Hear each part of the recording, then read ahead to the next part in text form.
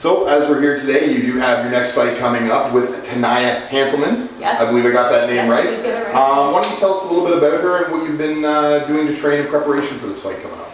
You know, the really, outside of her record and taking a look at how her wins and losses have come, there wasn't a lot out there on her. We do know that the camp that she comes out of, kind of stylistically, you know, the way that they would fight. Tendency to be more prone to stand-up fighting because I believe she has a strong Muay Thai background. Again, she's been training a lot longer than I have and has more experience, but at this point in the game, I've been in the sport for a relatively short period of time. Pretty much anyone that I'm paired up against will have much more experience. But training for that, you know, we did learn through these last 2 training camps that I'm training my game. Yeah. I do find that, you know, when you do have if I could say female fights, sometimes our opponents change, you know, our backgrounds are a bit different, you know, I do know that she does seem to be a strong girl as well, like, you know, I'm physically strong and she looks physically strong as well, so stylistically that could match up given if we go to the ground, and, you know, she has a tendency to stand and I have a preference for my hands, I guess, you know, maybe that, yeah, I prefer to show the rest of my game. But we'll go wherever it goes. So kind of training with it has continued from the last training camp. We just continued on and worked every aspect that we did and bring our game in.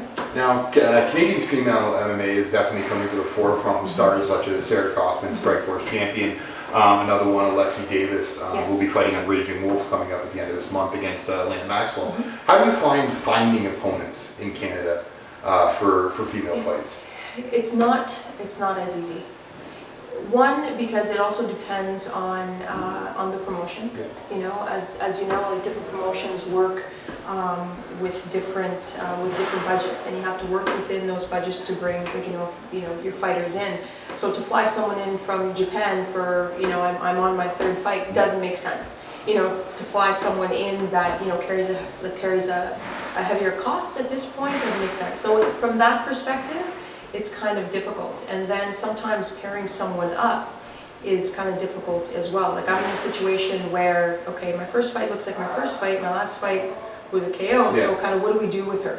You know, where do we put you? Where, like, you know, kind of where do we, you know, where do you put me, or like, you know, who's willing to get in there? So, but then you take whatever comes. So I need to be in shape relatively at any given time to be able to take any fight that comes. Is going outside of Canada to Japan, Europe, something that you've looked into, or something that you've shown any interest into? I have been approached. Right now, you know, there's something to be said about the Canadian MMA scene. You know, a lot of times people think the grass is greener, but depending on what promotion that you fight for, you know, we take for granted how well the commissions do run. You know, I'm not going to say that, you know, they don't run without hiccups, but athletes here are taken care of. And, you know, it's not what I've experienced of some promotions, let's say in California. Like, you know, I saw one promotion offer me a fight, and, you know, their idea in between rounds is throwing water over the cage. Is that a promotion I want to fight in? I don't think so. I don't think so. So right now, I'd like to get a few fights under my belt here. I am signed to Rec MMA, which is a great promotion that, you know, is working to promote me and to promote women's MMA. So I'm very committed to finishing out the contract and then even continuing on to see. Is that an exclusive contract that you have with Rec MMA? No, it's not exclusive. It's exclusive only in the Ottawa-Gatineau area. Right. And I'm free and open to fight anywhere and anytime. So, yeah. Well, Anna, thank you so much. Once again, this has been Don Wilson, Top MMA News, here with Anna Barone. Fight coming up with Tania Hanselman at the next Rec MMA on August 20th. So once again, good luck, and thank you very much for taking your time. Thank you.